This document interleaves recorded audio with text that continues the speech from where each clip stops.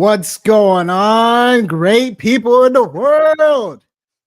It's your guy, Nicholas Wilcox, alongside my guy, of course, partner in crime, number one fan, overall, smooth and doing it, all baldy, all shiny. Tell him this is Johnny Main. Johnny, say what's up to the great people.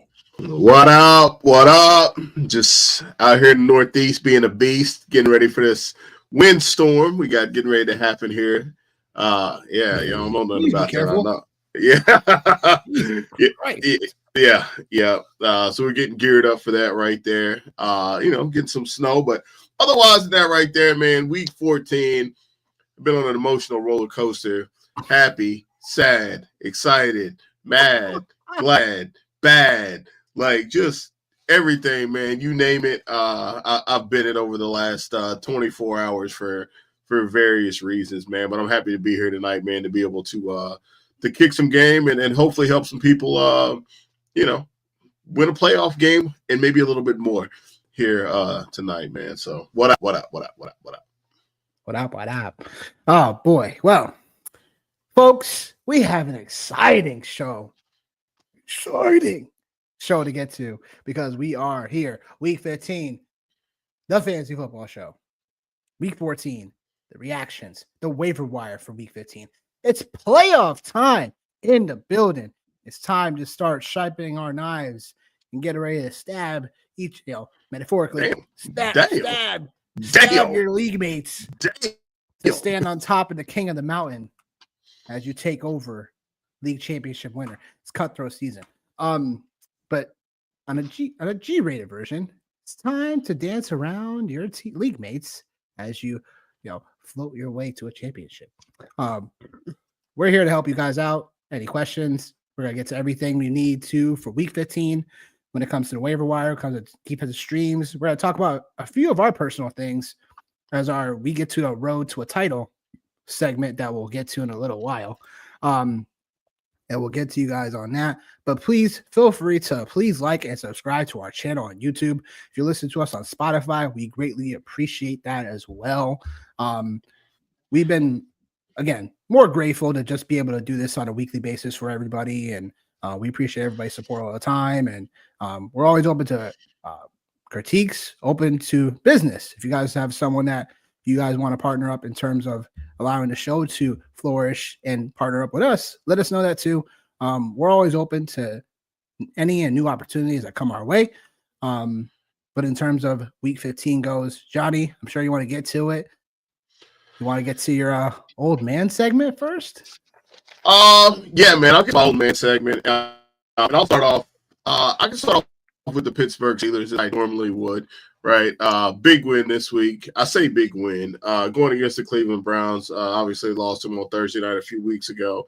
But no George Pickens. Put me in a complete tizzy for my entire week 14.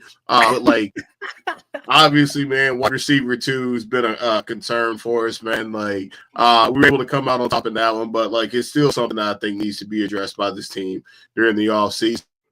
I won't take all the meat off the bone, but I will highlight, a couple of things, man, for me. I freaking start Sam Darnold in DFS, man, and I'm feeling good. I'm messaging you. I'm like, is this the week? Is this the week where I get ready to get some of that Christmas bag money, man? And then Josh Allen shows up. Yeah. I'm like, you gotta be kidding me, man. You gotta be kidding me. That's insane. But that was also too, man. That was one of the things that I've been talking about all year long with the Buffalo Bills is that to quote Mike Tyson, everybody got a plan until they get punched in the mouth, and they got punched in the mouth. And I think we've seen that the LA Rams, they're doing exactly very similar to what they did last year. At the end of the year, they're starting to get hot. Man, Puka freaking Nacua, bro. Puka Nacua. Man. Golly. He wasn't the only receiver to pop off, but no. I'm gonna leave some out there. I will talk about the Seattle Seahawks just because you have been a an Arizona Cardinals / Kyler Murray truther all year long. I like Kyler. He's one of my favorite players. Like you like taking jabs at me. No. I'm not taking any jabs. No, not at all. This is more about listen. This is just more about me feeling the way that I felt about the Seahawks and the Cardinals all year long. And like I said, I really felt like the Seahawks. Oh, my cat has decided to join me, Minka. I felt like the Seahawks were just a better football team, and they showed it. In that game, 30-18. Didn't really need a lot from Geno Smith. Zach Charbonnet. Wow. Big day. And then Marvin Harris Jr. We also kind of talked about him a little bit, man. And it just, what a wasted second round pick. Now the season's over with. We can, fantasy season is really over with. What a wasted second round pick, man. And Marvin Harrison Jr. Shame on all of us, man, for jumping the gun on him, man. I'm guilty on that. And then the last piece I'll talk about, man, before I leave you some is you and I both, man, we were like, hey, we think the Bears have a chance to take this game against, the 49ers. What? Yeah.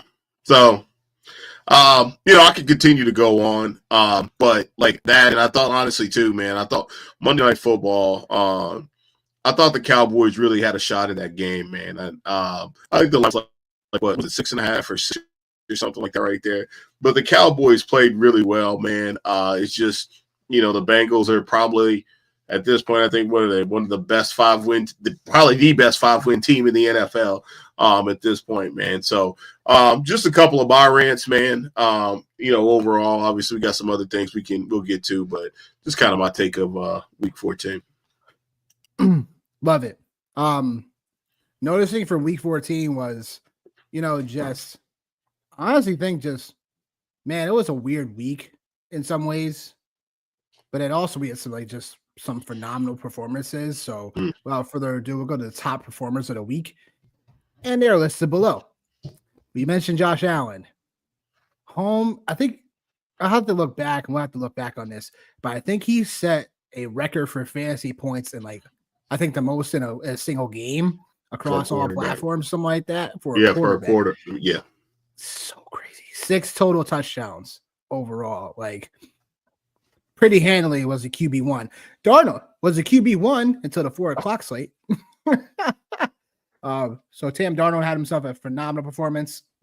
And we'll lump Jefferson and Addison in there as well, because Jefferson was a wide receiver 3 on the week. Addison was a wide receiver 4 in the week.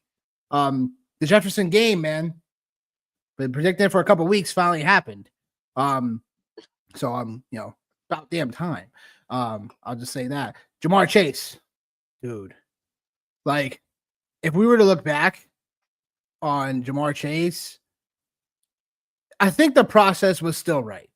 I'll be honest. I think the process was still right on Chase, because if you were able to get Chase at the turn, you got him along with a decent, Barkley, for instance, something like that, maybe. You were able to maybe do something like that because of how people were panicking towards the end of this, the regular, before the regular season started for the NFL. So I thought the process was still right. I still had Chase earlier in the offseason. I said Chase would be my potential wide receiver 1 to finish wide receiver 1 overall.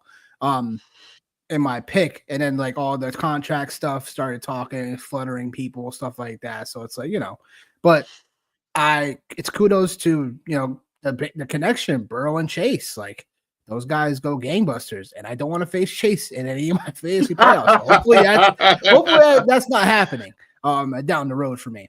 Talking about misses as well, Juwan Jennings, wide receiver 6 overall, a guy that we should have been on a lot more during the off season. You know what I'm saying? Yes, go ahead. Shout out UTGBO, college football playoff, and the number 1 ranked basketball team in the country. Go ahead, man. All right, then. Okay. Say your shit. But yeah, wide receiver 6, this past week, Juwan Jennings. And look, he's because of Ayuk and because of Debo not being as involved, this is what we get. So, again, him and Kittle, then Debo is just taking a big backseat. And it's unfortunate for the people like myself who got Debo in a few leagues that, again, despite him not performing well, did okay. But for people who are really relying on Debo, he just has not come through so far, and hopefully that changes. But it is what it is. And then Juwan Johnson, who we had a question on the Sunday chat about him or Freiermuth and a couple other options, and we were like Juwan Johnson at first, and then we found out George Pickens was out. I was Freiermuth all day. I was Freiermuth. Freiermuth. Like you can start both of them, and for Juwan Johnson owners who were able to scoop him off the waiver wire and probably start, flash start him this past week. It was a great week. Tight end 3 overall. Nathan's got a question. He's asking, play 2 for the half-point PPR. He's got Juwan Jennings, just talked about him, McLaurin, or AJ Brown. I mean, you had to start AJ Brown. It's a must. I know it's Pittsburgh, but it's squeaky wheel narrative all over it this week.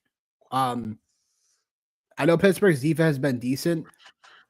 Joey Porter most likely shadow him, but I feel like because of all this buzz that's happened, especially with the Carolina game, you look back at some of the tape that I watched back in some of that game, AJ Brown, there's so many times that he could have had easy. He wasn't the first option on when ciphering the defense for Hurts, but there was plenty of times where Hurts could have had AJ Brown easily over the middle for easy first downs.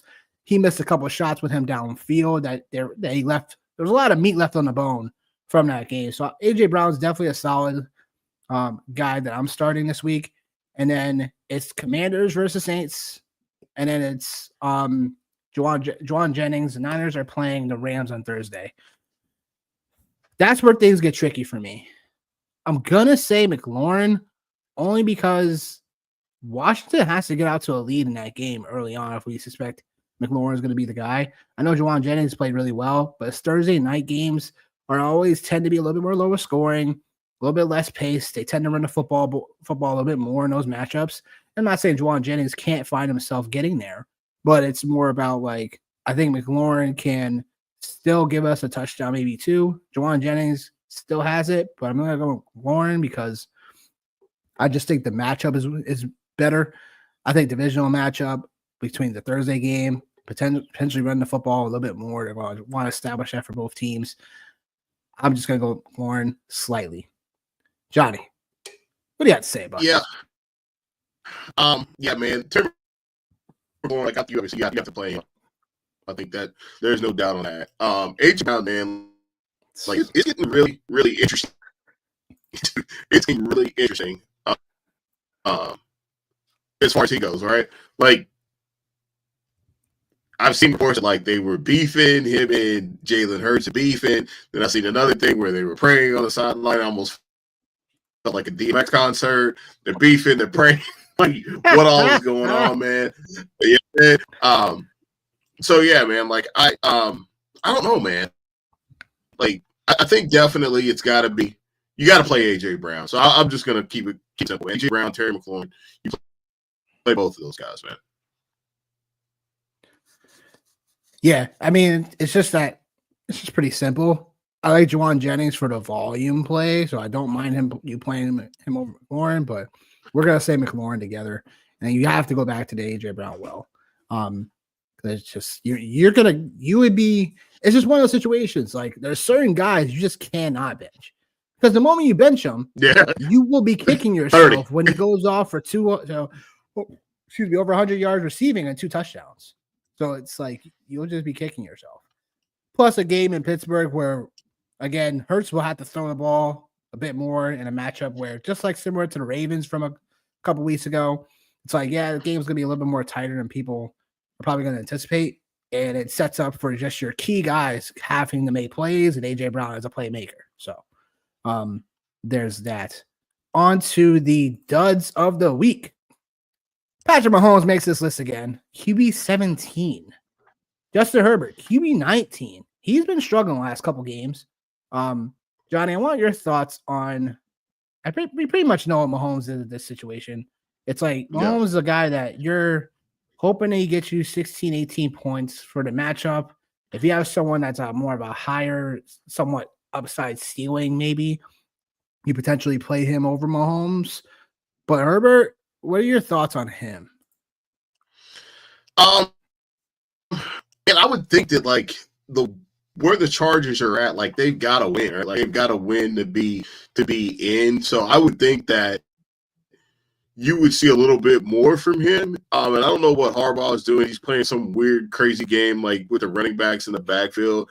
But I think the thing that this does too, man, I think it just highlights the fact that like the Chargers don't have enough playmakers on the outside. You know what I mean? But like if you're if you're in a pinch, man, like I don't want to say you play him if you're in a pinch, because who do they have coming up next, man, for the Chargers? They got the Bucs. So I think like this is a great week to play him. This is a great to play him if you're playing the Buccaneers, because you know it's going to be a shootout. Everybody's had like that game. So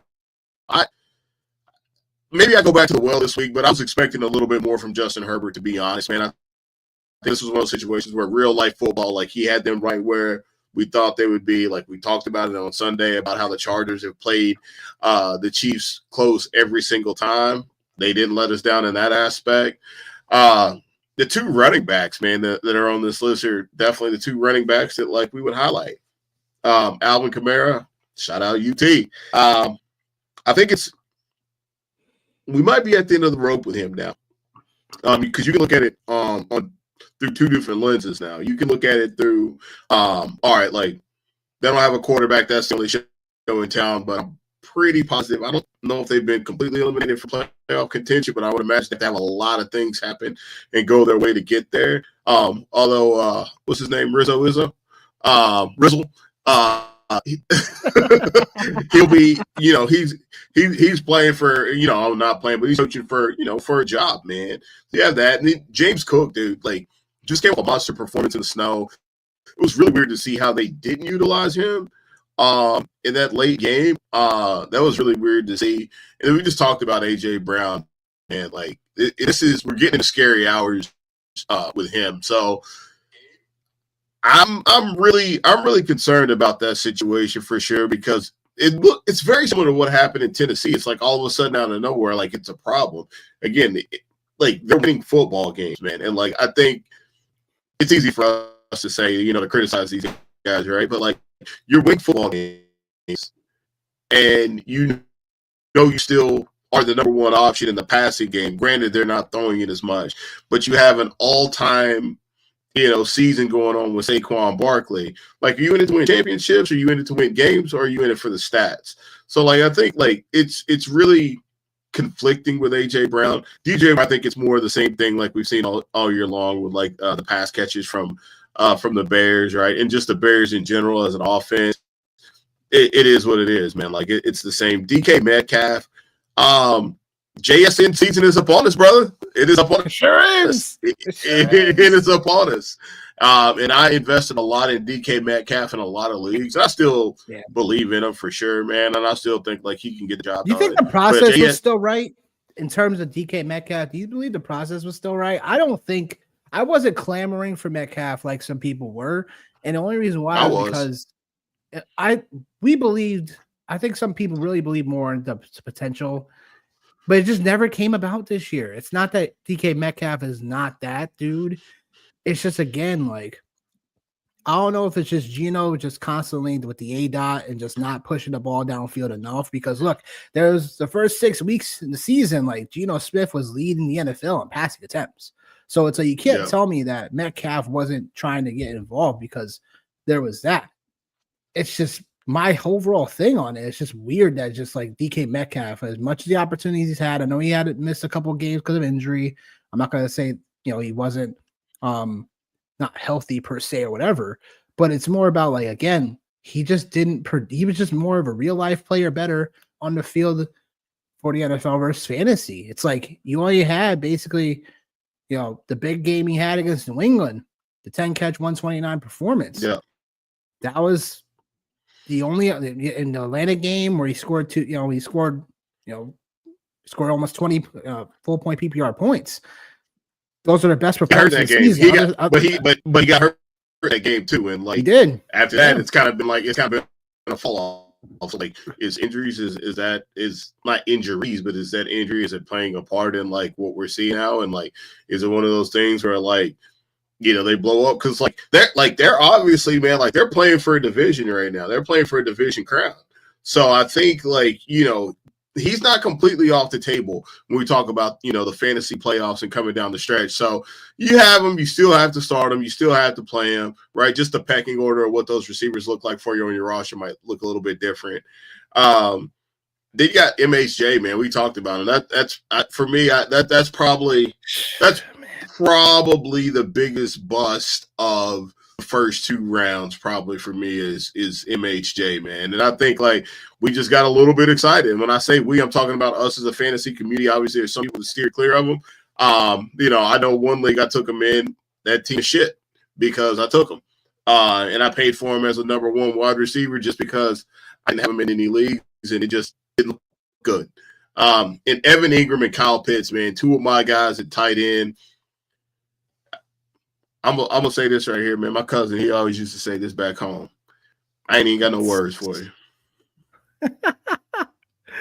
Oh boy. Nathan's got another question. He's asking to rank these guys if they all start. So Garando, Walker, Taylor, McCormick. Let's see. Ranking wise, if Garando plays Thursday, yeah, he would be number 1 because of calf injury. I don't even know if Walker's playing this week. It could be Sharps the rest of the way, depending on what happens with the update for the calf injury. But Kenneth Walker would be 2 at the moment. Literally would be 1 if he was more healthy. And then it comes down to Taylor and McCormick for me. McCormick has been nice. We'll talk about him a little bit later. But it'll probably be McCormick and then Taylor for me when it comes to the rankings of these guys at the current moment. That could change, obviously, when it comes to if Garendo's out for Thursday. He didn't practice today. He has one more opportunity because they play Thursday to really, unless he pretty much going to have a questionable tag, in my opinion. But they say he was sitting out because it was a precautionary. He could have potentially gotten back in the game on Sunday, but I'm not buying that. I believe it's really going to be game time decision for Garendo. But yeah, if he's out, Taylor would be the guy that steps in. But it's going to be him and Bandit Kanda is going to be splitting carries potentially. I like that. So it's like all this stuff is definitely predicated on what probably happens tomorrow. But if Garendo's playing, I definitely would play him because he's an all-purpose back, and then Taylor would be the backup. And if Walker's playing, hopefully he does play, but I'm not too sure about the calf. We don't know much information on that. But McCormick's been a nice start. I just don't know if Alexander Madison's going to play or not. Like, there's a lot of variables here. Yeah, man. Garendo, man, he looked good, dude. He looked good, which I don't think that was a shock for a lot of us, man. Like, I think we all thought that. And then you also had to go with coach speak with Kyle Shanahan and like what he's done, just historically. He pulls the old dipsy do on you. You know what I mean? So like, I wouldn't be shocked if, if you see all 3 of these backs play. Exactly. You know what I mean? Like, I wouldn't be shocked at that. And Kyle Juszczyk and Debo. Right. I would not be shocked. And then, Sincere McCormick, man, I was reading an article today and it was like, this feels very familiar to what happened with Zamir White, last year at this point in time. And like, we might be at that stage where it's like, you know what? Just let's see what we got, man. So I'm a Ken Walker owner, man. I'm hoping for the best, dude. But me too. I am too. I don't have any Charbonnet shares, so I'm kind of nervous. Me too. Zero. Same. So Walker, get your ass back in that field. Yeah, like right. Like So there you go, man. That's what I got for you, brother. But I do like I'll talk about it a little bit later, but we can all get a good laugh about what I'm going to have to do with one of my teams that I made the playoffs. So stay tuned. Word. And then Tracy or Hubbard? Oh, wait. On the count of 3. 1, 2, 3. Chuba Hubbard. He's back. He definitely is back after Jonathan Brooks. I hate to hear that. Yeah. They retore his ACL, man. Like, yeah. I just hate hearing that. That's really awful. I'm just like, I really feel for that because you worked 10, 11 months, literally, to get back to the spot that you could hopefully play some football again. And you do the same thing. It's like every athlete's worst nightmare to do it again to the same knee. It's like J.K. Dobbins all over again. I hope not, but yeah, that's I really hate to hear that. Which is like, bro, like, which is really crazy because like that's like one of the things that like they talk a lot about is like ACLs and like the turnaround time on them and how it's like, you know, now like all depends on someone's body. Right, obviously, but it's just like wild, man. It's just like here we are again, man, going through that, you know. It's heartbreaking, you know, like semi-heartbreaking for real. But back to the question. I mean, it's Chuba Hubbard's going to get the full workload going against Dallas. You know, Dallas this week they're going to be at home, and then Giants getting the Ravens off a bye. This is somewhat closer in a way. I'm still going to say Chuba Hubbard, obviously, but Tyrone Tracy still could be an asset where if they get down in the game, which I expect them to be down in the game, he is the pass catching, back to where like Drew Lock, we all know he's not going to be starting next year. But if I have a quarterback that's going to throw the ball 49 times, imagine what he's going to do now against the Ravens, who, again, secondary wise, before they've been tightening up the last couple of weeks for their secondary. But in terms of playing, I could play both of these guys in a pinch, but I would definitely rather start Chuba Hubbard, knowing that we have no idea what the third stringer Blackshear is going to look like for this game either. So it should be all Chuba Hubbard's backfield. And he should keep on hubbing. Blowing bubbles and hubbing. Yeah, man. I know Tracy ended up like some garbage time stuff happening last week. Man, I'm like, yeah, the weather's already hit. Definitely roboting over there. Yeah. No, not freezing. It's just you keep on. Yeah. Rough. Yeah, I just think Chuba Hubbard is the play, man. Like volume and like the Panthers, man, like they have been playing better football. They're more competitive. So like I just have a hard time not giving the green light to him, man. Like over Tracy. Definitely. So that makes sense. It's Chuba Hubbard to the bank. That being said, that was the top performers and duds of the week. The only thing I'll go back and say is that your boy Kyle Pitts, I'm sorry, bro. I know. I'm sorry, Me man. too. I feel bad for everybody who's at MHJ. It's not exactly over for MHJ, but he gets Christian Gonzalez this week. And if you made the playoffs and you're playing the first round, I'm not sure if I feel confident starting him against that matchup. But Arizona, they played the second, hardest schedule up to this point, and now that schedule gets a little bit more lighter upcoming. So this is probably the matchup I still may shy away from.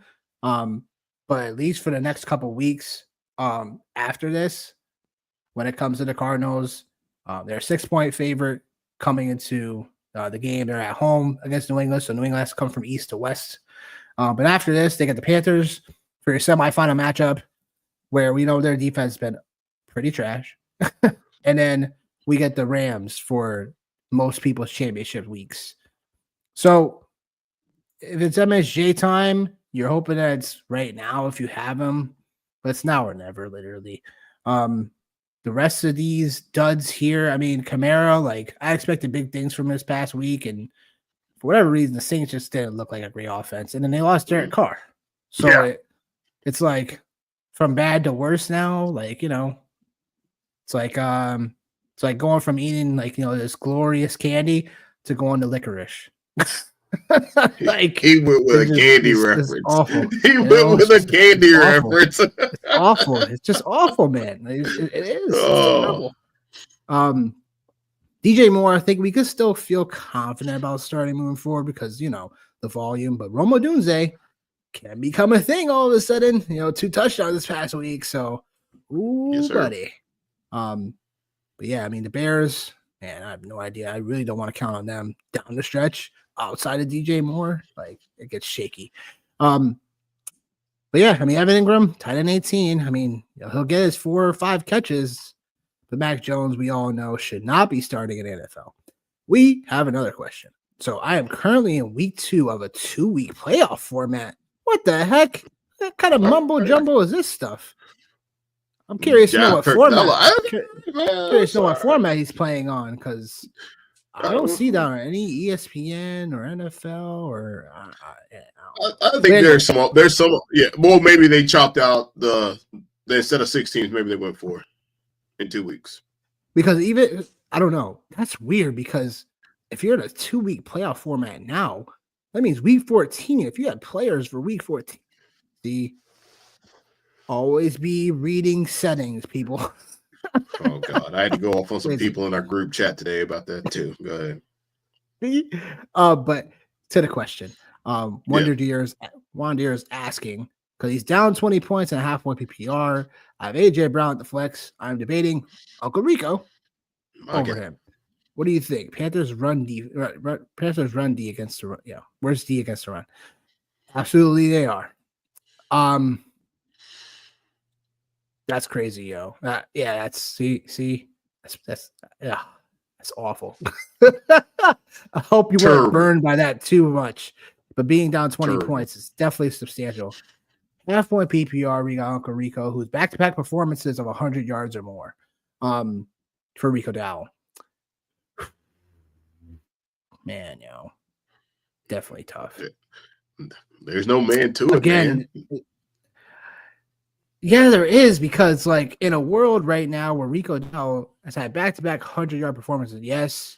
Yep. Killed me. Almost killed me in a matchup too. So almost did. But yeah, still didn't get a first round bye because of him. But going back to the question, you have to start AJ Brown. You just have to. Again, it just goes back to what I said a few minutes ago.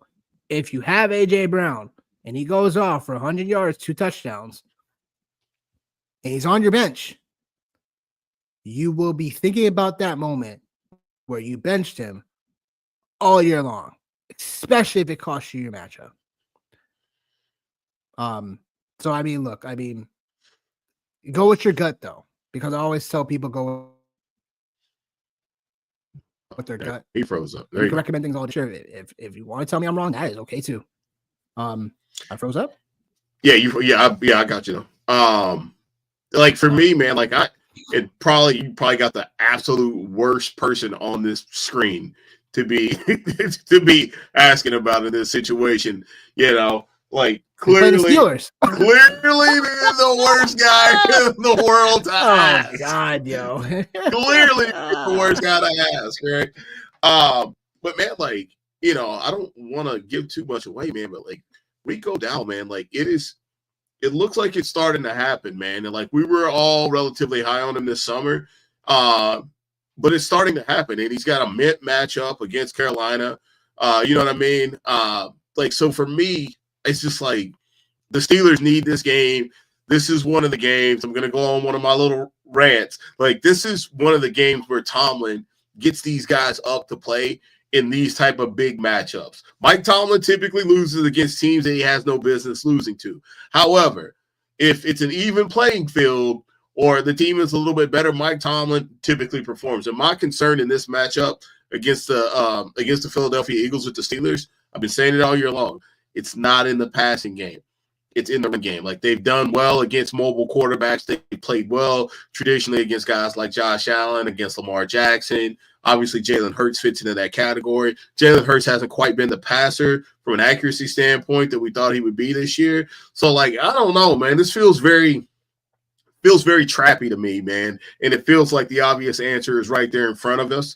Because, like, if you said, with any other running back, if you just, like, got rid of the names, right, and you were looking at Rico or any running back going against the Carolina Panthers in any type of setting, and you said, all right, man, hey, the running back that we have going here, let me find it. the running back we have right now over the last 3 weeks has been a top 9 running back and put up 21 and 15 points going against the worst defense in the NFL, and he's a top 9 running back, we would be all over that. We would hit the smash button. So if we even look at it from that standpoint, man, to me, I think that as hard as this is, I think you play Rico Dowdle, man, and you sleep like a baby as opposed to playing A.J. Brown. I don't think he's going to go nuclear against the Steelers. Do I think he could have a good game? Absolutely. But I think Rico Dowdle has a ceiling where he could do the same exact thing that A.J. Brown does, or maybe even a little bit better. So sorry I'm not helping you guys out, man. No, you're not. But it's understandable. I can understand why someone would start Rico over AJ Brown based on performance.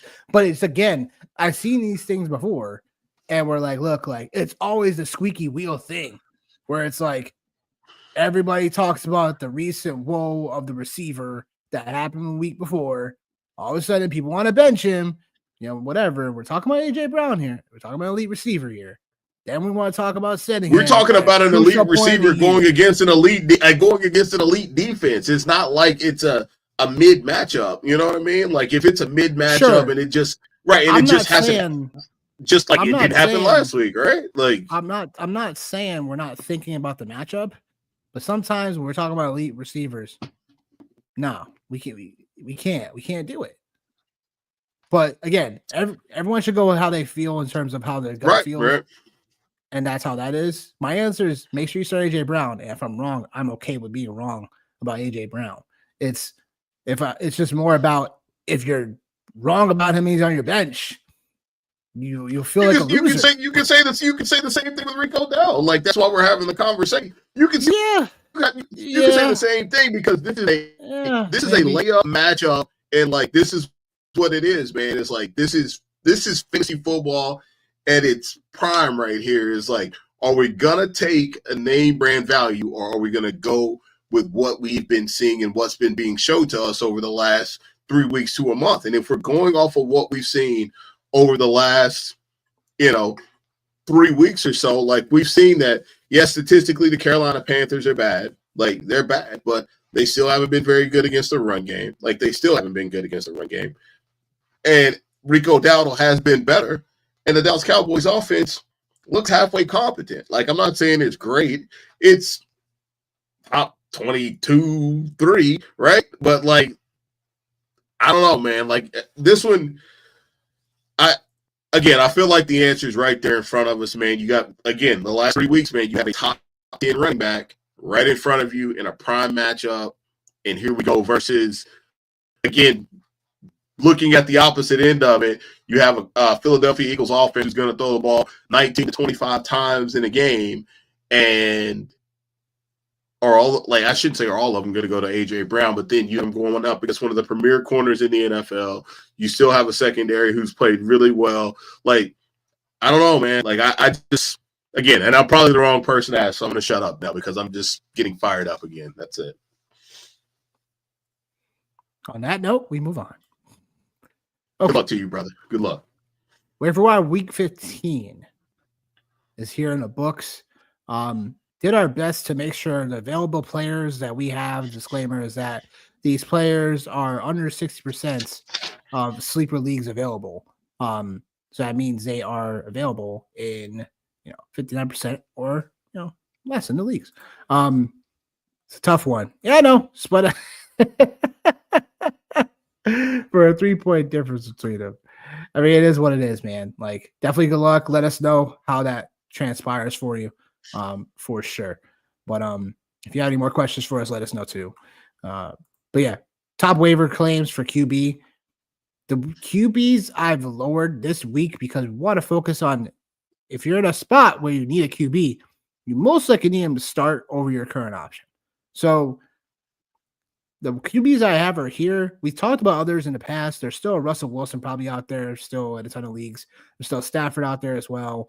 But in terms of these QBs go low, they all have decent matchups upcoming for Week 15. And then there's some super flex QBs. Desmond Ridder's going to get an opportunity to start again for the Raiders. Kind of say he was pushing to play, but I'm not sure if he'll play. And then Jake Haener. Jake Haener, who is going to be the QB starting for the Saints, while Derek Carr is right now at the moment week to week for your Superflex formats. So yeah, I mean, if you have to start Jake Haener in your Superflex, man, it's not going to look as pretty. But QB wise, I would say, look, Jameis Winston has been on a freaking heater. Even in games where he's like still like kind of showing his, his floor. I'm talking about his floor still being 20 points. And again, like, he had a somewhat floor matchup against the Pittsburgh Steelers. And when it comes to Jameis Winston, we all know he's going to keep on throwing the football. There's only in 3 of the last 4 games, he's had 40 or more pass attempts. Yeah, like no matter the game script, Jameis Winston's going to throw the football. And what better way to do that against Kansas City Chiefs this week? Cleveland being at home in a matchup where the Chiefs have been as a team just underperforming in general, all things considered. And again, with Jameis Winston hopefully playing for maybe the starting QB job for the Browns next year, he's going to look to do everything he can to keep things rolling. So again, if you have if you're in a tight pinch where you're maybe even starting potentially floating out one of these guys, I think Jameis Winston is probably the best bet at all these options here and probably on your waiver wires. If that's different, let us know in the chat. But Caleb Williams, look, like the Bears, man, I mean, all they can do is keep on rolling out Caleb Williams, obviously. But at least we know with Caleb Williams, there's a nice rushing floor there when it comes to him running the football in a spot where, again, now playing Minnesota, Monday Night Football, he's had at least 4 carries or more in 4 of the last 7 games, and he continues to keep on getting rush floor, which is good. But yeah, look, the game that he had this past week against the Niners just shut him down. Before that game, Caleb Williams threw 2 touchdown passes or more in the last 3 before the last pass game. And I think, again, if you're in a pinch where you need to play a QB, you've had just awful starts, or you have a guy that you're just not confident in starting, I think Caleb Williams, you could still start against Minnesota this past week, this upcoming week, divisional matchup, in a dome game. So you don't have to deal with so much weather. Aaron Rodgers, speaking of the Jets, Aaron Rodgers, first time he threw over 300 passing yards since 2021. Crazy to think about. But the only reason why he's a recommendation to potentially start, pick up and start this week is because they get Jacksonville Jaguars, and everybody gets theirs against Jacksonville. Especially potentially, Breece Hall, this upcoming week too. It's like, the Jets will have to throw the football more in order to maintain a potential lead against the Jaguars. So that's where Aaron Rodgers can, he's playing for his job in one way, in another shape or form, because, correct me if I'm wrong, I don't know another spot where Aaron Rodgers can kind of just slip in there and start and without really no questions asked. And in terms of he'll want to go there, play, and these guys are somewhat in a playoff, situation. Like the only way I could see this happening is if Minnesota doesn't re-sign Darnold, and then he ends up going somewhere else, and then that's where the door might open for that. But am I wrong on that?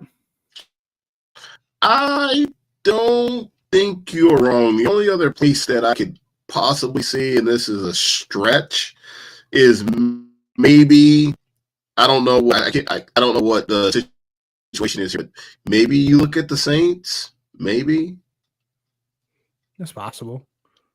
That's possible, but that team should be rebuilding, and we've said this for years.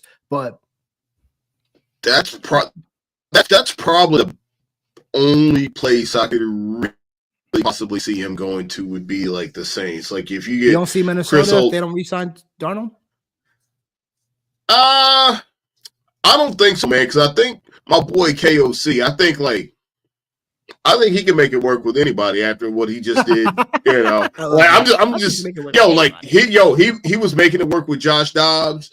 He's making it work now with Sam Darnold, Nick and Mullins. Now he's got I just Yo, man, I think he's one of them cats that, like, you know what? He's like, no, like, y'all can have it, man. Like, I trust my own process, and I believe in what I got. So, yeah, I think that's the only place I can see would be New Orleans. That's fair. And then Will Levis is on this list, and he's probably more, readily available than some of these other guys. Will Levis had been doing some good things, but then, kind of, I don't know what happened to Tennessee this past week. They really just did not show up to play. And as much as it just did not show up to play, and we can always talk, bro. It just says we could talk about maybe him, or maybe we could add Cooper Rush to this list potentially. Like, just I like Cooper. Like, I like Cooper Rush being added. I like Cooper Rush being added to the list, and I'll kind of tell you why, man. Is McCarthy, man. He's always actually done okay, man, with quarterbacks, and like it's always been an offense, man, where like they're typically they throw to set up the run, which is why, again, like the Rico Dowdle thing, man, like I'm all in on. And he's typically done a pretty good job, like in the passing game, man. And like Cooper Rush is a backup quarterback. He's got a little bit of a wiggle to him, man. You got CeeDee Lamb, like he still has some weapons out there to throw to and stuff, man. So like I'm okay. Like if you want to do that, man, I think like he's gonna give you QB2 numbers, man. If you're looking at super flex, but obviously like if you're in a 1 QB league, like that's a little bit more risque. But I'm okay with having I'm okay with having, honestly, man, like Cooper Rush. Yeah, like I think like that top waiver tier, that's exactly where I think he needs to be at. Because I would actually, at this point, I probably would prefer him over Will Levis. And Aaron Rodgers, like you said, you never know which Aaron Rodgers you're gonna get. And there's gonna come a time, man, where whether it's this week or next, like they're gonna pull the plug, like eventually here, man, on this Jets team. It's definitely possible. It's cuffing season for the running backs. Running backs on the board is running backs you should already have coveted already in one way, shape, or form, or if they're available in waivers this week, make sure you pay attention, especially if someone drops one of them, just because, again, the next man up list, so to speak, either cuff your running back, I'm saying, like your lead back versus one of these backups, or cuff another one of these backups to someone else's, because this is the time of the year where if something weird was to happen, like you just talked about, Johnny, with the Jets, like we don't know how much longer Aaron Rodgers is going to keep on playing games, if they're going to shut him down or they're going to just shut down other pieces of this offense down. So you have those things going. But yeah, like Sean Tucker is a new addition to this list. Tyler Algier is someone that we've been on and off on this list with, because again, something would happen to Bijan, like Algier's right there. Sharp's been on the list for the last couple of weeks, so I hope you've been taking advantage, because no one of my leagues dropped Sharps, so I couldn't take advantage. Just to keep people straight.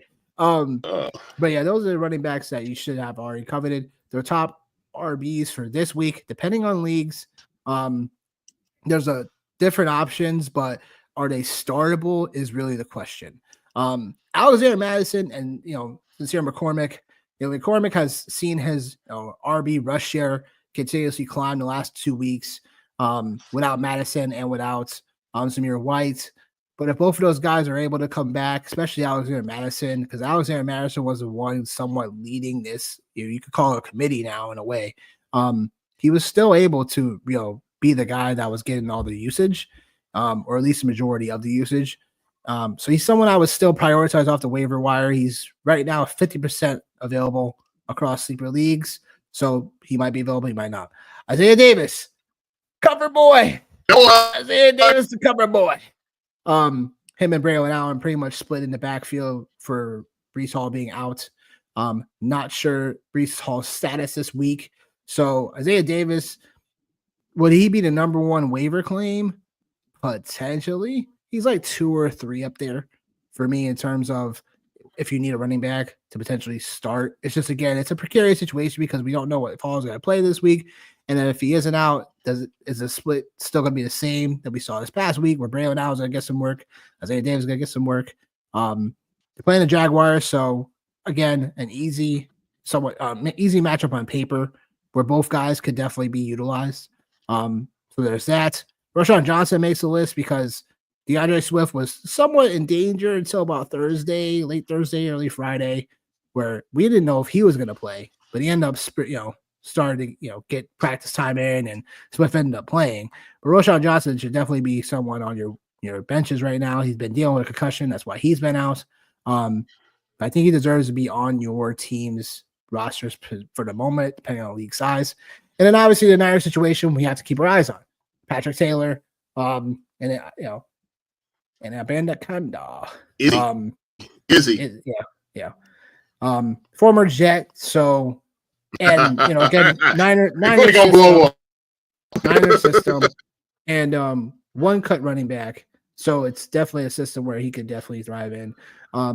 You guys got to pay attention to the situation because we don't know what Guerrero's status is going to be.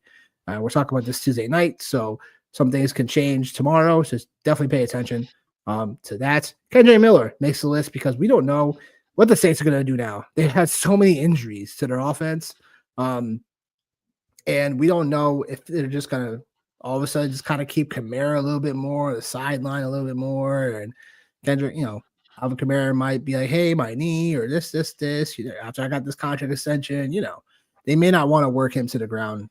So Kendrick Miller becomes an intriguing option, especially when waivers clear, because people might read the box score on Kendrick Miller, but they may not. They're still going to be like, what's the likelihood that him and Kamara are going to split the workload?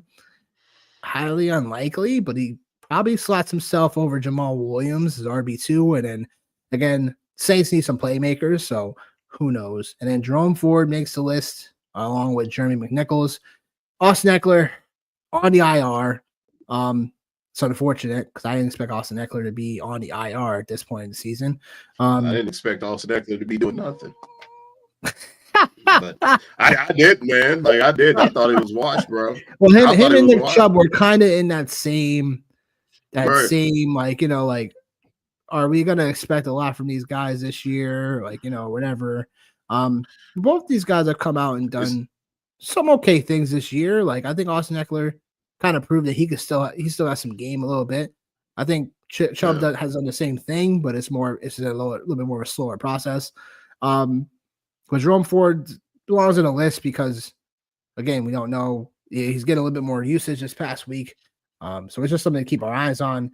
McNichols the same thing, but it's like the only time McNichols might not be an ad this week, but something we have to keep our eyes on because Washington gets the Saints this week, and dare I say, will they find themselves in trailing situation? Most likely not. So it's shaping up to be a Brian Robinson day, Chris Rodriguez day, but keep our eyes peeled on McNichols when the week following where they'll play Philly again. And that game could go a little bit more back and forth. And McNichols can find himself on your rosters because you may have to start him in a pinch. You never know. That's the running backs for the week. John A. will take us through the wide receivers for the waivers this week. Yes, can. We got McMillan, the wide receiver 9. We got a friend of the program, man.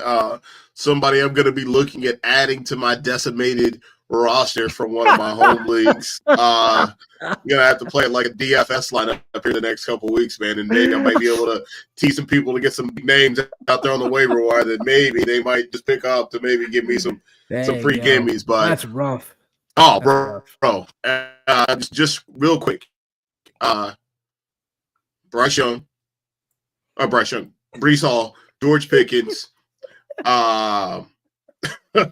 Ken Walker, Cedric Tillman, and Chris Olave. That is what my bench looks like. All O's out. Yeah, damn. Yeah, man. Jalen McMillan. I think we've been waiting on it for a while, man, for sure. Matchup might not necessarily be what we want it to be on paper in terms of pass defense. Like the Chargers have one of the better defenses in the NFL all year long. So I mean, we're playing him obviously because he's going to be getting run. So I'm going to have to give it a shot. So there's that. Nick Westbrook-Akinyi, NWI. There you go. Yep, was he didn't make it happen this week. So the streak finally broke. Word to Kevin Nash and the taser with Bill Goldberg. I can't help my corny wrestling references. The streak stopped. And out of the point we mentioned, out of all teams, the freaking Jacksonville Jaguars, bro. out of all the teams, like that's the team that the streak ends against. Is there, but obviously you still have to kind of give him some run, man. They're going to be in a potential shootout situation. I think they got the Bengals this week, so that again, points will be scored in that situation for sure. My man, ex-Steelers return specialist Ray Afro McCloud. I would say, like, for him, Afro man. Thunder. Yeah. Oh my gosh, Dreamcast. Let's go. I think like this one, man. This is one of those situations, right, where it's like the Raiders overall, or just I should say the Falcons, man. Like we're getting into scary hours, man. With Kirk Cousins, man, we might be getting ready to see Michael Penix, which that might also be a team, man. You might want to put up there, or a player that you might want to put up there. Is him because like it's got to be happening. And the Raiders actually they've been about mid-pack, man. When you look at things like adjusted completion percentage, so like Ray McCloud, he could be somebody that like again. He might be somebody that like you can play in a flex position, like if you're dealing with injuries, which is why he's on this list. Josh Palmer and the Chargers, man, they got some really nice games coming up here, coming down the stretch. Man, they got the Bucks. Obviously, the Bucks have been one of those teams that has been giving it up. So, like again, man, like I feel good about Josh Palmer. Shout out UT. Wouldn't be crazy for him to to potentially have a couple of big games. Coming down the stretch here, man, is they have a little bit of a more friendly schedule. Elijah Moore and I don't know if you meant Cedric Wilson or Cedric Tillman here, but like Cedric both Wilson. Of them have been okay. Elijah Moore, I think like you've seen, spurts of what he can do like here and there, but I think it's pretty clear and definitive that, behind whether it's behind Tillman and Njoku, and Judy, or whether it's just Judy and Njoku, like he's more of a third or fourth fiddle. But like again, still somebody that has the potential to do some damage to to what Nick was talking about earlier about how the Browns, they're on the football and they're gonna have to put up some points, and that's another scary game for the Kansas City Chiefs to play a team that's got nothing to lose. So that should be interesting for sure. Brandon Cooks, he's back. Been back since Thanksgiving. Obviously had that touchdown catch on Thanksgiving. And the Cowboys overall, just like we talked about, man, they're playing the Panthers again. Panthers been playing better, but Cooper Rush, man, like I said, like I think we're starting to see, like, I don't think he's taking Dak Prescott's job or anything like that, but I think like he's definitely definitely a competent and capable backup quarterback in the league that can run an offense. It get the ball up and down the field. So again, like if you're in a pinch, man, Brandon Cooks is another name. My guys right here. I'm going to stop. My guys, Christian Watson and Romeo Doubs. Christian Watson, if he's still out there for whatever reason, man, like he came up big, on Thursday night last week. So it was good to see him have a really good game. Jaden Reed let everybody in the sports betting world, in the fantasy football world, in his family, his high school football team, his Pop Warner team, everybody in Detroit, he let them all down talking all that monster shit and didn't do not another. Me and Nick Wilcox could have got out there and got one target for 0 Sato. We could have done that. So that's my rant about him. But Romeo Doubs and Christian Watson, man, like especially Doubs, people have been dropping him. If they've been dropping him, pick him up. Like pick him up. I know he's got the concussion piece, right? And hey, what up, Tip? He's got the concussion piece, right? But still, man, whether we look, man, maybe 1 or 2 weeks down the road, he can still help you out, man. Cedric Wilson Jr., hey, man, throw it out there. Throw it out there. What's the worst that could happen, man? We've pretty much tried every single wide receiver there with the Saints all year long. Why not? Like, why not? Hollywood Brown is more of a championship kind of play or stash, I would say, if we're looking at that. But, like, the weird thing about this week for me, like you were talking about quarterbacks earlier, it's going to be a really strange week, I can tell you, because a lot of the teams that are bad defensively in terms of like just completion percentage and yards and things like that right there, are going to get subpar offenses. So I think we're going to see some of these players that like haven't got a lot of like recognition and haven't put up these monster games. I think we're going to see some of those players kind of put some things up. Yeah, totally. It's just like with receivers, like obviously they're going to be waning. McMillan, I wanted to talk about really quickly because McMillan, like, he's probably my number one claim if I definitely need a receiver this week. We're talking about a guy that's plays opposite Mike Evans. We finally saw him more put it together. This is the McMillan I wanted to see weeks ago when we were talking about him, and it just wasn't like coming together for whatever reason.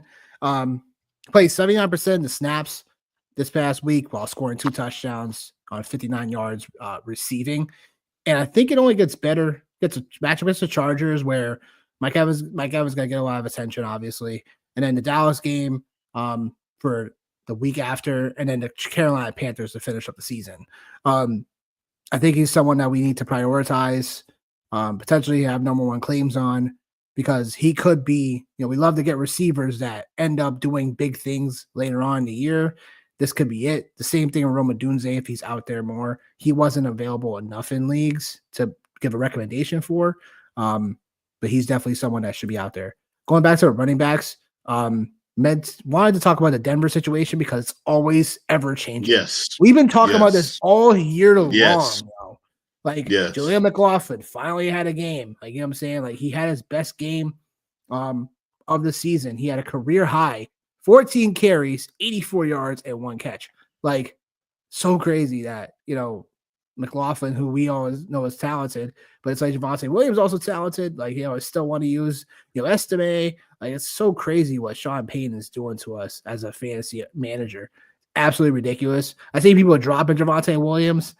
I think that at this point, I'm not going to say it's not a mistake, because if there's someone out there better that you need to prioritize, it's understandable. I think, though, if he's still free by the time waivers end, when you guys have cleared waivers, he needs to be picked up and just stashed just in case 100%. Sean Payton wants to give us another ride. All of a sudden, the Colts, who the fourth most points allowed to running backs this year, they all of a sudden, Javonte Williams could become a thing again. So it's something that we just need to continually keep our eyes on. And Tajay Spears, because Pollard, you know what I'm saying? Like, we don't know if they're going to, kind of want to ease his load like they said a couple weeks ago. So Spears could be still a guy that we still want to keep on our benches for the moment. And if he finds himself getting cut this week, if you have the room for him, I'd like to see how that situation still transpires, because they did talk about this a couple weeks ago. They did want to lay in Tony Pollard's load, and they have nothing to play for. So why keep on playing the guy that you've been using almost all year? So, and that, like, dude, the Denver thing, like you mentioned, like, they have the Colts, which that was one of the angles you're looking at, like, not good defenses, is like you have those there. And I think, like, people are having to start to respect my boy Cortland Sutton, and put some respect on his name, man. You know what I mean? And same thing with Bo Nix. So I think that's definitely a good call, man. Like, for sure. Tight ends. Johnny's going to take it away for the tight ends. There's only so many options at this point in the year. People seeing people drop Kyle Pitts, so the tight end situation, man. If you don't have George Kittle, if you don't have McBride, and if you don't have Bowers, like, everybody else seems like it's just a crapshoot. Yeah, it seems like it's just a crapshoot, honestly. Yeah. Zach Ertz, man. Again, like, he's another guy, like, we definitely like.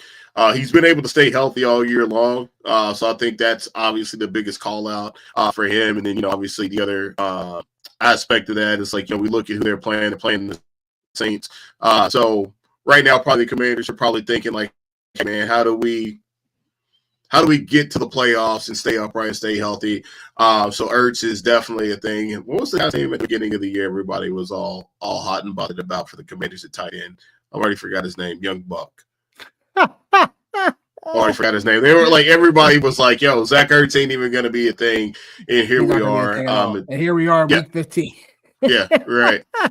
Here we are, people. Now, this is the one I think we really need to talk about here, man, is Hunter Henry. We really should talk about him a little bit because one of the places that the Cardinals have not been very good at. They just haven't been good as far as like the passing game goes. And like we all know that like the offense is going to go through Hunter Henry. I know traditionally there used to be this thing that you always play tight ends against the Cardinals. They've been a little bit better, but I just think overall, just the passing game as a whole for or whatever passing game shows up for the Pats in this aspect, man, that might be a place we can get to. Our guy, we got him back, people. We got him back. Oh, okay. Man, dude, this wind is hell up here, bro. It's like 40 miles an hour up here right now, man. Like, and I'm still out here trying to do this. Yeah. And then our guy, Juwan Johnson. I think obviously, like, just by process of elimination, there's nobody there. There's nobody else there for the Saints other than him. So I like him a lot. Grant Calcaterra. Did I say that right? Yep. Oh, okay. Sure did. Right. So I think, like, you know, we were talking about A.J. Brown a little bit earlier in the show. Like, this might be the place where he gets some work at, might be this game, because what do you do with a defense like Pittsburgh that likes to play aggressive, right, and fast and, like, likes to come after you? You play action them. You use the tight end. Like, that's what you do, right? So, like, I wouldn't be surprised if he has a nice game this week against Pittsburgh. Our guy all the way back from week 1, Isaiah Zeke likely still hanging on to be fantasy relevant. Pretty much I should have known what my year was going to be like after I didn't win like $8,000-$9,000 on a toe tap on the white line. I should have known what my year was going to be like. So there's that. And then Stone Cold Steve Smart. Oh, wait, hold on. Oh, good Lord. People. Yeah, I know. I think that weather's doing a number on your head. So Stone Smart now, obviously, with Will Dissly going down, you got him in the mix now. So obviously, that's probably a way to get, I don't want to say different, but a cheap way if you're still dealing with fab budget and stuff like that, right? Or, you know, just looking for a filler tight end. And DP, Daniel Bellinger for the Giants. I don't even know if I could even play anybody not named Malik Neighbors or not named Tyrone Tracy. And then Noah Fant.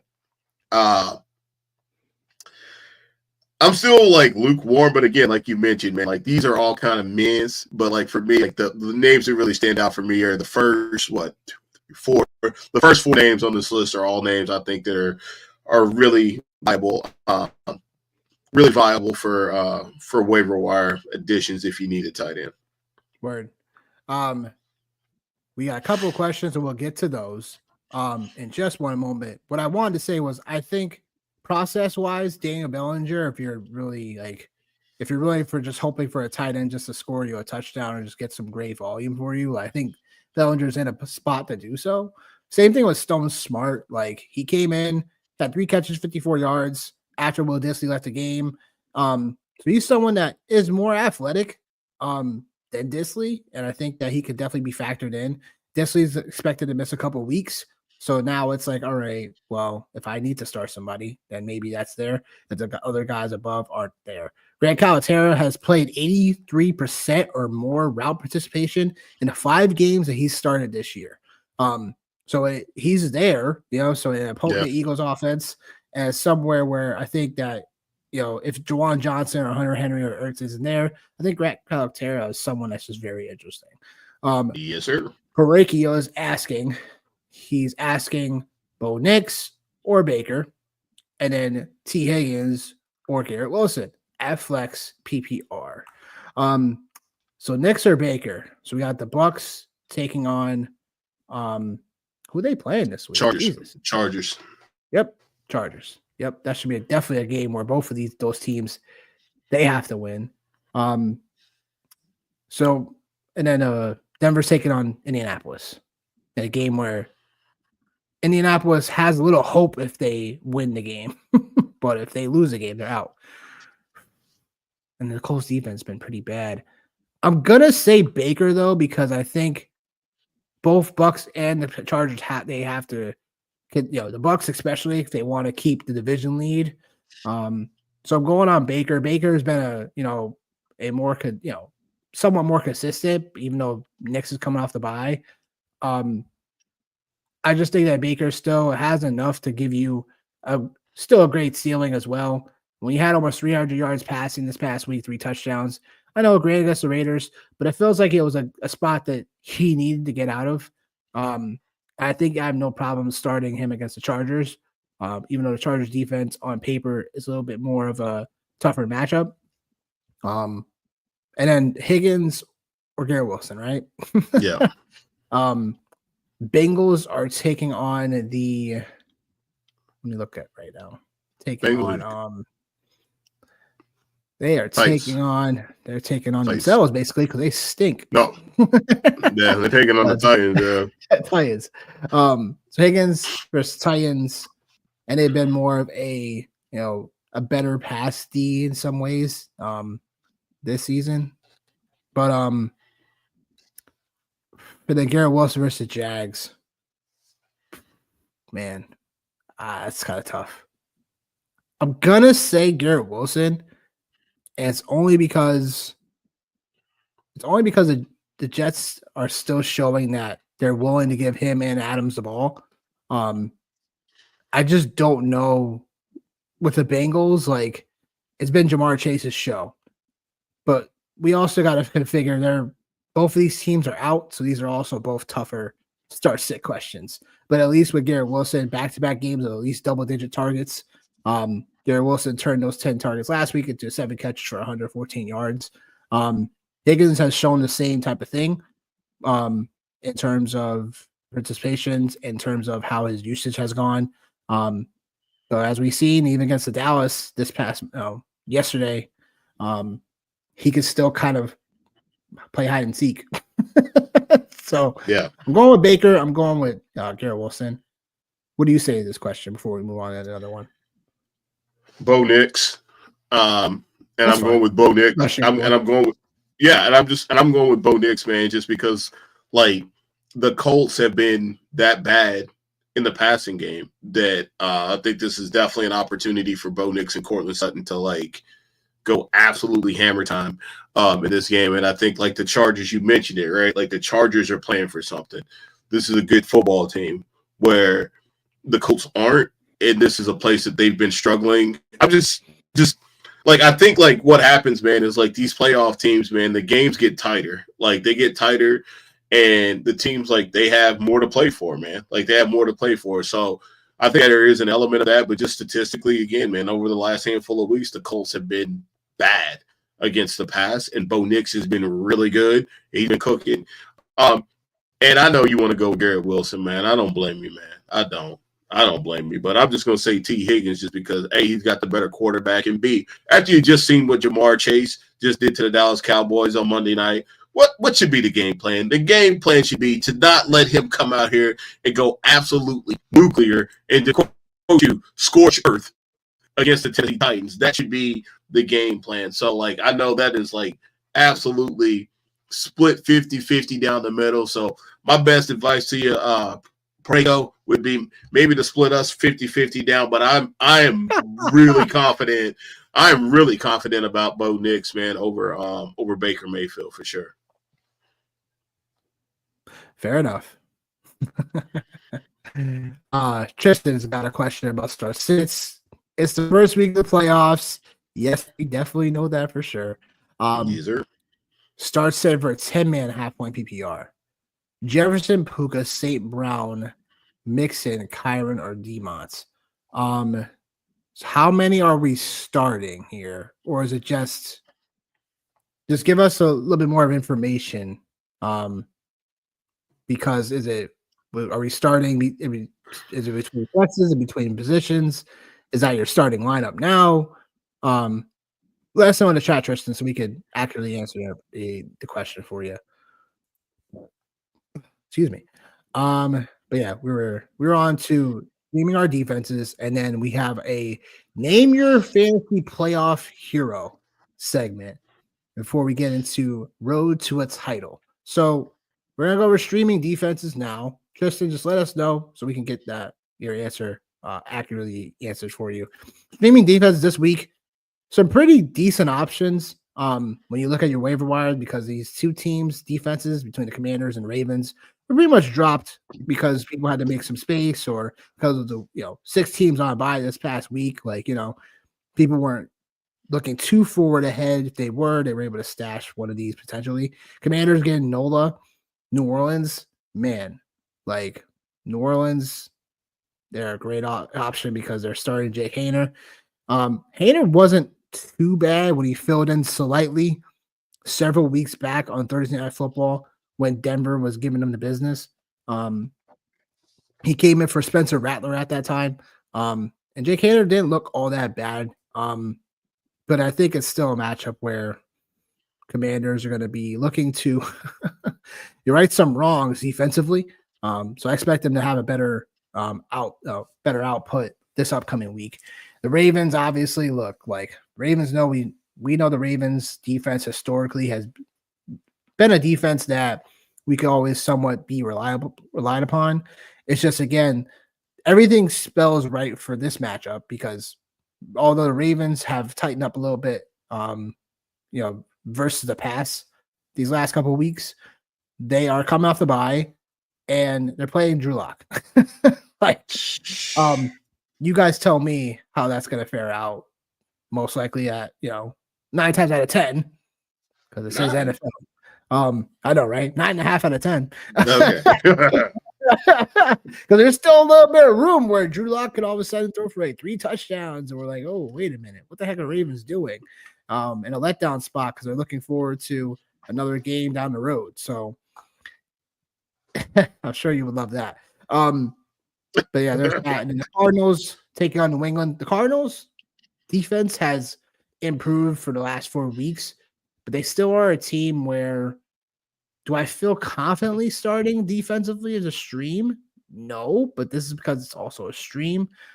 It was the first time in the last 4 games where they didn't. It was the first time since week 6 that they didn't have a sack in the game or a turnover. So it was definitely rough, tough sledding for that Cardinals team.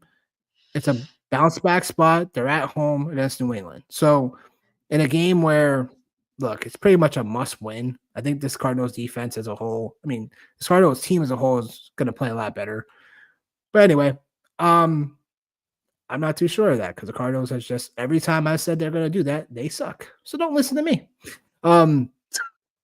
We got Road to a Title next. So Johnny's going to tell us, Johnny's going to start us off where he's at currently. We're talking about as individuals, where we're at with our other leagues, or how we're standing out. Johnny, take us away. Yeah, man. Well, I'll start off by saying I got bounced from my own home league, the league that I'm the commissioner in. Oh my gosh. Yeah. So that was that. Yeah. I've been really grumpy about it all day long, and I'm still grumpy about it. But I am feeling better than I did last week. Last week I felt like shit.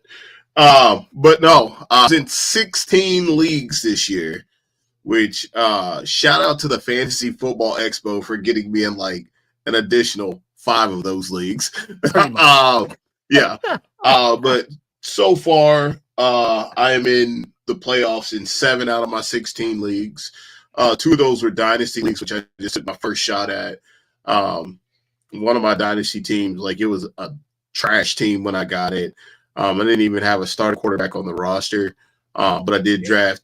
Yeah, I drafted Bo Nix, Jaden Daniels, and Ray Davis. So I have Kamara and Aaron Jones. Next year I'm going to look against some receivers. I got a bunch of tight ends: Evan Ingram, Travis Kelce, K-Dot, and so that team is kind of that. Then I did a startup dynasty team, which that just went to hell in a handbasket with C.J. Stroud and Dak Prescott and Brian Robinson and Kyle Pitts, and it just went to hell. Tyreek Hill, it went to hell in a handbasket early. So I don't have any insight for that other than that team sucked, and I thought it was going to be really good. I have another league where I am in the playoffs. It's a little bit of it's a more touchdown heavy league, but I think I got Patrick Mahomes as my quarterback because it's just touchdowns only, man. It's kind of cavemanish, but it's a different feel, right? It's a different feel. Kind of cavemanish. It's a different feel, man. But in a touchdown only league, when you got Derrick Henry and Josh Jacobs, life is good. So that was pretty good, man. I got Brock Bowers in the league, so that was going pretty good.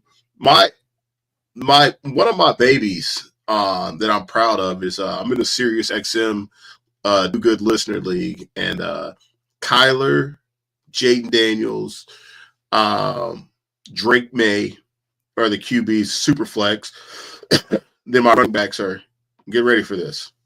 My running backs are Derrick Henry, Saquon Barkley, and Devon Achane. Yeah. Look at that. I had some influence on you after all. the Achane. I was like, I'll give it a shot. Those are my three starting running backs, but the other two running backs I have are Uncle Rico and I picked up Isaac Garendo, and then I have Malik Neighbors, Christian Watson, J-Mo. I think I have Calvin Ridley in that league as well. So that's a pretty good team. My tight end's Ferguson, so that's kind of trash. And then I got a couple of sleeper leagues, that you and I are in together, man, that we kind of that we found, together. The Cookout League, man, that did not go the way that I wanted it to. Quarterback just absolutely roasted me, man. And then my Scott Fish Bowl team, I've talked about it, man. I love the Scott Fish Bowl. It's that's how we met, man. So I will be back in it actually because I did some of the underdog drafts when we were out in Ohio. To if you finish in the top 50%, you get an automatic invite back. So I'll finish in the top half. So I'll be back. So nice. That's cool. But one of the guys I work with and I know pretty well, man, Derek Swanson, he's actually on his way to the semifinals, man. He's got a pretty stacked team. So shout out to him, man, for representing for sure. Warrior Bowl. I'm almost done. The Warrior Bowl. I don't know if you're familiar with that. It's pretty similar. I said I'm in 16 leagues, so this is what you get. It's like an old man segment. Yep. It's pretty similar to Scott Fish Bowl, man. But that roster, I like that one a lot. That's got Jaden, AR, George Pickens, Christian Watson, Chase Brown, DK, Ridley, Saquon, Uncle Rico. So that one, I like that one quite a bit, man. And then I'll kind of wrap it up by talking about my last baby, draft night out. Finished the year.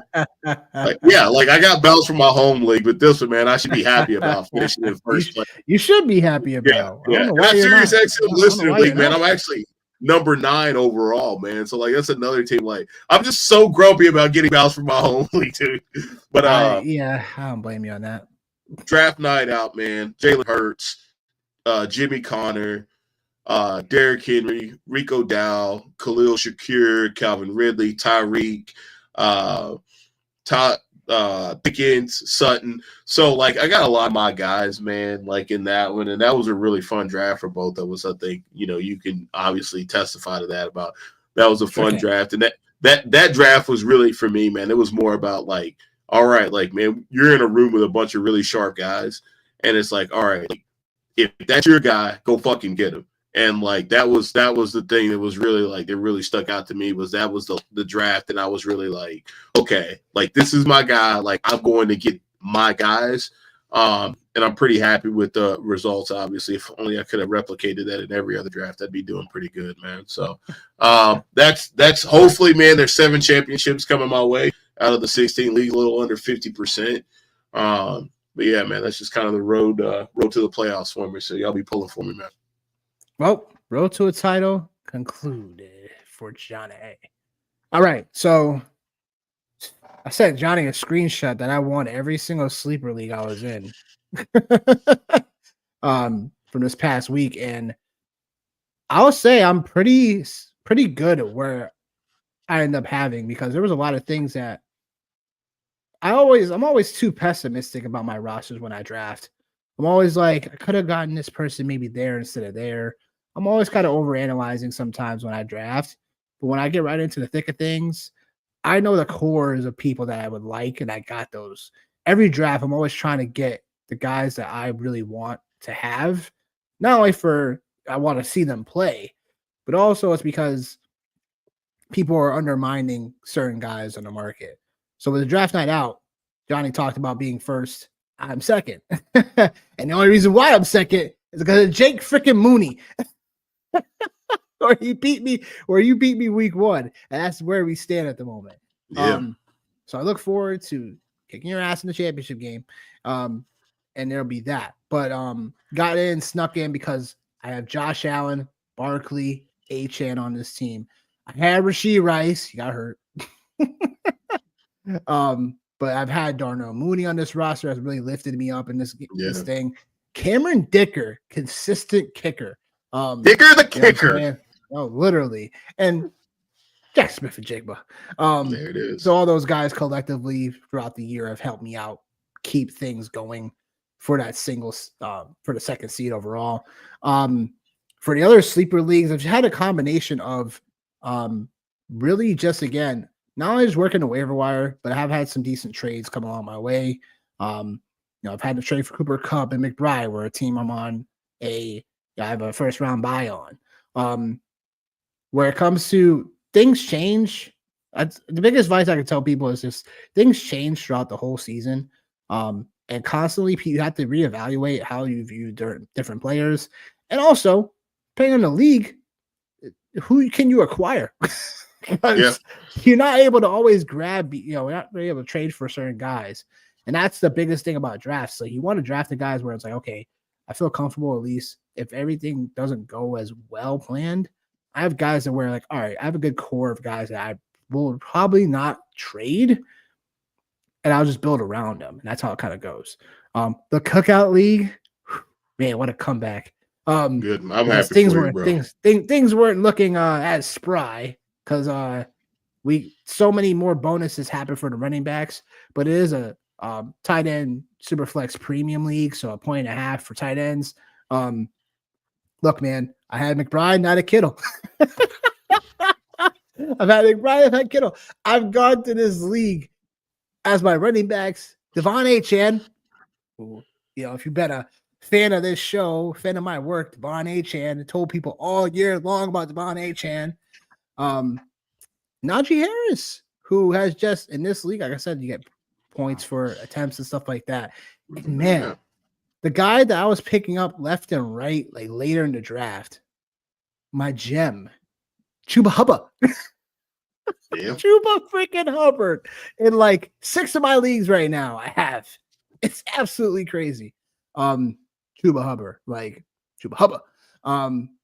But in terms of, like, again, you gotta, for me, I like to always say make your own luck, because in this game of fantasy football, you're gonna have to use luck. You have to make your own. In all my, I have 1, 2, 3, 6, and then so I have 9 leagues overall. I made playoffs in all 9. The only team that I've had a losing record in is the team I commissioned. The league I commissioned, and I barely got in at 6 and 8, and it was because I had to deal with Puka Nacua injury. I have Debo on that roster. He stinks. Amari Cooper, he's also been hurt and also underperformed. Kyler Murray, who's been a bum. Dare I say more? I had to trade for Barkley, which is so masterful. Trade away Puka Nacua, Chase Brown, and Keon Coleman for Xavier Worthy and Barkley. Like, masterful performance. And then really masterful, Isaiah Likely and Tucker Kraft for Cooper Kupp. So, like, pretty masterful. Like I said, you gotta make your own luck. So we'll see how that team comes about now for first round. But yeah, in closing for the road to a title, 9 championships would be fantastic. Realistically, just give me 6 of those. Pertaining the Cookout League, where everybody talks the most shit. Yeah, no, I think that's the one I'm actually like, man, go ahead, bring it home, man. Go on and bring it back home. Go on and bring it back home, bro. I will see you in the finals of the draft night out. I'll make sure you're there. I'll make sure I do my best to be there. Get myself all fancy. You know what I'm saying? Yeah, man. Oh, listen, I'm hoping to your point, man. If I could, there's a couple of those, man. If I had my picks of which ones that I would really want to win, it would definitely be, if I could only win 3 of them, it would be, I have a home league, obviously, that I'm in, and that would mean a lot because I've won that one before. But it would mean even more this time if I was able to pull this off because of the amount of injuries that I have on the team. That would be great. And then obviously draft night out. But here's a caveat, man. For us, for me and you, my brother, this is for me and you. So the Sirius XM one, man. So if you win any Dan Classic and Sirius XM, you win a little bit of money and you get a subscription. But you also get a 15-minute spot on Sirius XM radio. So what a great platform for to be able to advertise us out here. So yeah, man. So those are the 3 I'm hoping for, man. Yeah, you can handle that. Handle that. You've learned well, young grasshopper. Oh man. Shit. Final segment of the night, we got name your fantasy playoff hero. In doing this, the criteria for this is name a guy or two that you're predicting is going to have a hand in either winning a matchup for you or potentially being that guy that comes out of nowhere to help you win your title. So Johnny, I'm gonna let you go first. Johnny has listed Christian Watson. What a surprise. And Uncle Rico Dow. Explain yourself.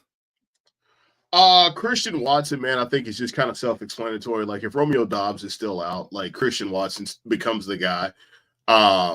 And I have him in a lot of leagues, man. I still believe in Christian Watson, the talent. I still believe in Jordan Love. I just don't think it's all started to kind of click, man. And things have been a little bit rough for Jordan Love. So I do believe in Christian Watson, man. I think he's somebody that could absolutely help me win a championship. Same thing with Uncle Rico. I have him in a few leagues, and the irony in having him, it's kind of twofold. Because a lot of leagues that I have in, he's either my 3rd running back in a spot where you can only play 2 running backs, or my 4th running back when you can only play 3 running backs. But I do think that he's a guy for everybody that's watching that, if you have him, I wouldn't be surprised, as we talked about, right? I've been talking about it all show long. They're playing the Carolina Panthers. I wouldn't be surprised, man, if he ends up putting up a 2-touchdown, 100-yard game, and helps get you to the next round. So those are 2 names, and I'll give you guys, another name as well, man. I don't want to be knee-jerk. I just feel like it's bonus one. Ooh. I have a bonus one, man, because I was thinking about it, and I'm actually changing my team name in my home league for this guy because he got me there. Oh wow! Changing my team name to All Eyes on Me for Khalil Shakir. You know what I mean? I think they made the trade for Amari Cooper, but I just think there's just something to be said about Khalil Shakir, man, and what he's been able to do. So I think he's another guy that can help out as well, man. I mean, definitely probably for this week because they play Detroit. I'm not saying that you can't have a hand in doing things for you down the stretch because the matchups will be there after this week, especially too. So I like that. Khalil Shakir. I like Watson. I like Rico Dow. I have a Rico Dow actually a couple of leagues as well. In terms of Christian Watson, I mean, look, we've seen Christian Watson do this type of thing before a couple of years ago. So it's definitely within his bag, they say. Yes. So it makes sense. I really don't mind that at all. For my guys, I have a couple. They're probably a little bit more rostered, but you just have to double check your rosters. Hopefully you can still acquire one or both of them. Jameis Winston for me is just a guy that for fantasy terms, he's a guy that literally can win you a week because of just the volume that he's going to do versus your average quarterback. Winston for me is not just a middling QB2. He's a lower end QB1 with a chance to be a top 5 every week just because of the volume. Again, we talked about before, in 3 of the last 4 games, he's had 40 or more passing attempts. So he's going to keep chucking it for better or for worse. And if you're especially in a league where you don't get as penalized for turnovers and stuff like that, or pick sixes or whatever, like Jameis Winston, like, look, the box scores speak for itself, but also the play. Like, again, Denver's defense, who was pretty decent, you know what I'm saying, for the last several weeks, especially heading into the game against Cleveland, we all thought it was going to be a snooze fest. A snore fest. Yeah, it's supposed to be a snooze fest. The over-under was like 41 and a half. Everyone's like, yeah, you know, if you're playing a guy in that game, you're probably whatever, da-da-da. The game goes out for over 70-something points, and I'm like, what the fuck? So, and because of Jameis Winston, because look, he threw a couple of pick sixes, but it was like he threw for almost 500 passing yards. So it's the ceiling is there, and that's what you love about that, especially if you're in a situation like you got Mahomes, you got Herbert, whatever. Like, you may have to just start, you know, playing the matchups and see what it is. And Winston on paper right now this week, it's the Chiefs, who can give you a floor of 20, 22 points, but can give you a ceiling 40, potentially 50. It's like a little box of chocolates. You never know what you're going to get.